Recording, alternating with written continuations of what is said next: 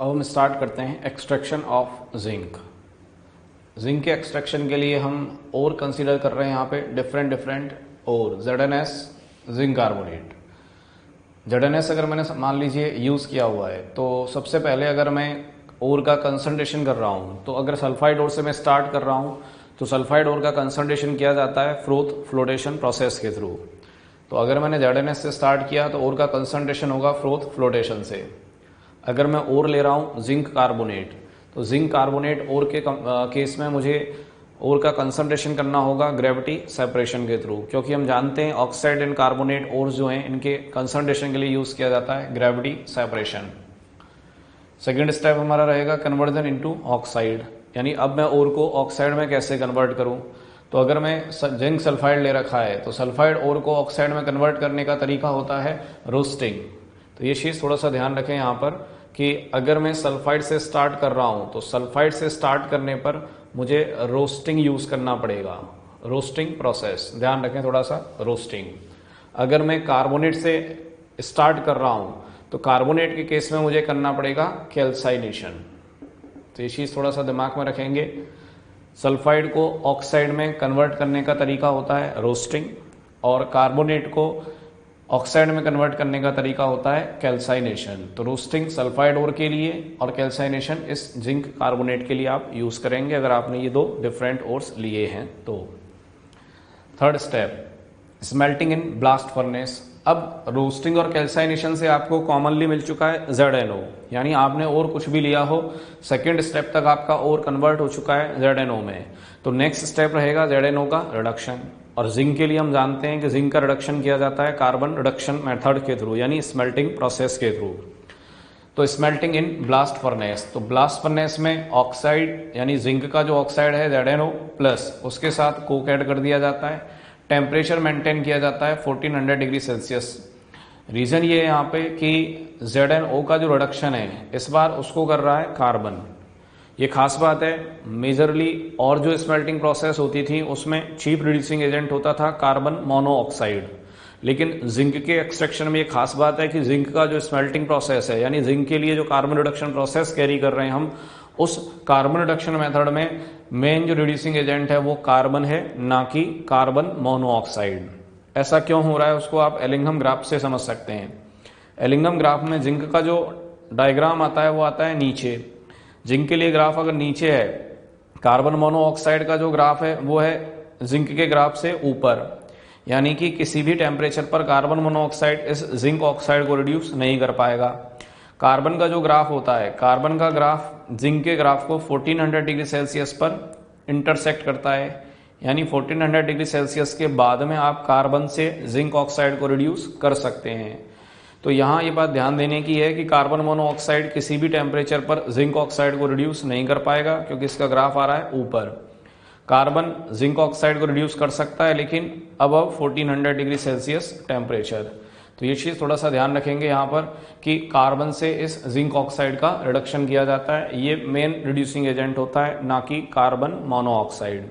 दूसरी खास बात, जब टेम्परेचर इतना हाई मेंटेन करते हैं तो जिंक का जो बॉइलिंग पॉइंट है वो है 120 डिग्री सेल्सियस, 1020 डिग्री सेल्सियस, यानी 1020। तो 1020 डिग्री सेल्सियस टेम्परेचर अगर इसका बॉइलिंग पॉइंट है और मैं या रिडक्शन में 1400 डिग्री सेल्सियस से ज़्यादा टेम्परेचर अगर मेंटेन कर रहा हूँ तो इसका मतलब इस टेम्परेचर पर जिंक जो है उसका बॉइलिंग पॉइंट आ चुका होगा। जिंक का बॉइलिंग पॉइंट अगर आ गया इसका मतलब जिंक इस टेम्परेचर पर वेपर में कन्वर्ट हो चुका होगा। तो गैस फेज में जो जिंक मिलता है उसको रैपिडली कूल किया जाता है, तुरंत उसको कूल कर लेते हैं, और जो जिंक मिलता है उसको स्पेल्टर के नाम से जाना जाता है। तो थोड़ा सा ध्यान रखेंगे यहाँ पर कि जिंक के रिडक्शन में जब जिंक मिलता है तो वो गैस फेज में मिलता है जिसको रैपिडली कूल किया जाता है, और फाइनली जो जिंक मिलता है उसको स्पेल्टर कहा जाता है, स्पेल्टर। एक और ख़ास बात यहाँ पे ध्यान रखने की ये है कि जब कार्बन रिडक्शन कैरी कर रहे हैं हम जिंक के लिए तो उस केस में जिंक ऑक्साइड का पार्शियल फ्यूज़न किया जाता है, पार्शियल फ्यूज़न। इस पार्शियल फ्यूज़न को कहते हैं आप सिंटरिंग। क्यों करते हैं पार्शियल फ्यूज़न? क्योंकि अगर ब्लास्ट फर्नेस में मैंने ZnO को ऐड किया तो ऐसा हो सकता है कि ब्लास्ट फर्नेस में से जो हॉट गैसेज बाहर आती हैं उन हॉट गैसेज के साथ जिंक ऑक्साइड पार्टिकल भी बाहर आ जाएं, क्योंकि ZnO पार्टिकल नेचर में होते हैं लाइट। अगर पार्टिकल लाइट हैं तो गैसेज जो बाहर आ रही हैं उनके साथ वो पार्टिकल भी बाहर आ सकते हैं। तो इस बात का ध्यान रखा जाता है यहाँ पर कि जो ZnO पार्टिकल हैं उनका पार्शियल फ्यूजन कर दिया जाए, पार्शियली उनको मेल्ट कर दिया जाए, क्योंकि पार्शियली अगर मेल्ट करेंगे तो जो मॉल्टन सरफेस हैं वो आपस में कनेक्ट हो जाएंगी, और मॉल्टन सरफेस अगर आपस में कनेक्ट हो गई तो इसका मतलब जो डेंसिटी है वो बढ़ चुकी होगी, यानी अब पार्टिकल के बाहर जाने की जो टेंडेंसी है वो खत्म हो जाएगी। तो ये चीज़ थोड़ा सा ध्यान रखेंगे। जेईई में क्वेश्चन आ चुका है ये सिंटरिंग। तो ड्यूरिंग कार्बन रिडक्शन यानी smelting process of zinc partial fusion of ZnO takes place, यानी ZnO पार्टिकल्स का पार्शियल फ्यूजन करना है हमको जिससे वो आपस में अटैच हो सकें।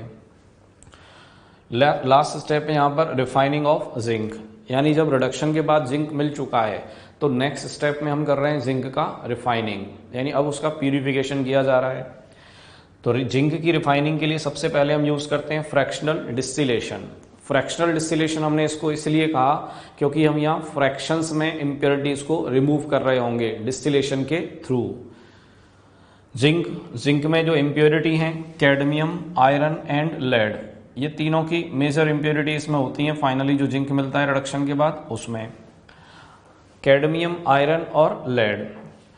तो यहाँ ध्यान देने वाली बात यह है कि जिंक का जो बॉइलिंग पॉइंट है वो है 1020 डिग्री सेल्सियस, और कैडमियम का जो बॉइलिंग पॉइंट है वो है 767 डिग्री सेल्सियस। यानी कि यहाँ मुझे पहले कैडमियम को सेपरेट करना पड़ेगा, तो मुझे टेम्परेचर 1020 डिग्री सेल्सियस से नीचे और 767 डिग्री सेल्सियस से ऊपर रखना है। तो पहले स्टेप में मैं टेम्परेचर को 767 डिग्री सेल्सियस से ज़्यादा टेम्परेचर रखते हुए हीट करता हूँ। तो जब मैं हीट करूंगा यहाँ पे 767 डिग्री सेल्सियस से हाई टेम्परेचर पर, तो सबसे पहले कैडमियम वेपर फॉर्म में सेपरेट हो जाएगा। तो इनके कैडमियम की जो वेपर्स हैं इनको अलग कर लिया जाएगा। अब हमारे पास बचेगा आयरन, लेड और जिंक। अब ये बात हम जानते हैं कि आयरन और जो लेड हैं इन दोनों के बॉइलिंग पॉइंट जिंक के बॉइलिंग पॉइंट से काफ़ी ज़्यादा होते हैं। तो मुझे केवल जिंक के बॉइलिंग पॉइंट से ज़्यादा टेम्परेचर चाहिए। तो अब हम टेम्परेचर मेंटेन करते हैं 1020 डिग्री सेल्सियस से थोड़ा सा ज़्यादा।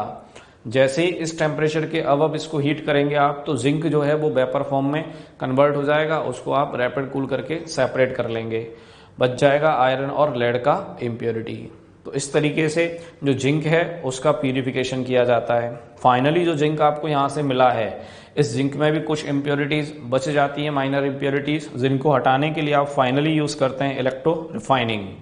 इलेक्ट्रो रिफाइनिंग ऑफ जिंक में इम्प्योर जिंक आप यूज करते हैं as a anode, pure zinc आप यूज करते हैं एज ए कैथोड, और जिंक का सॉल्ट यानी ZnSO4 एक्वस फॉर्म, साथ में कुछ अमाउंट में डाइल्यूट H2SO4 भी यहाँ पे यूज कर लिया जाता है H+ आयन की कंसंट्रेशन के लिए। तो ZnSO4 के साथ डाइल्यूट H2SO4 का कॉम्बिनेशन यहाँ पे सर्व करता है as a electrolyte. Next extraction पढ़ेंगे अगली क्लास में।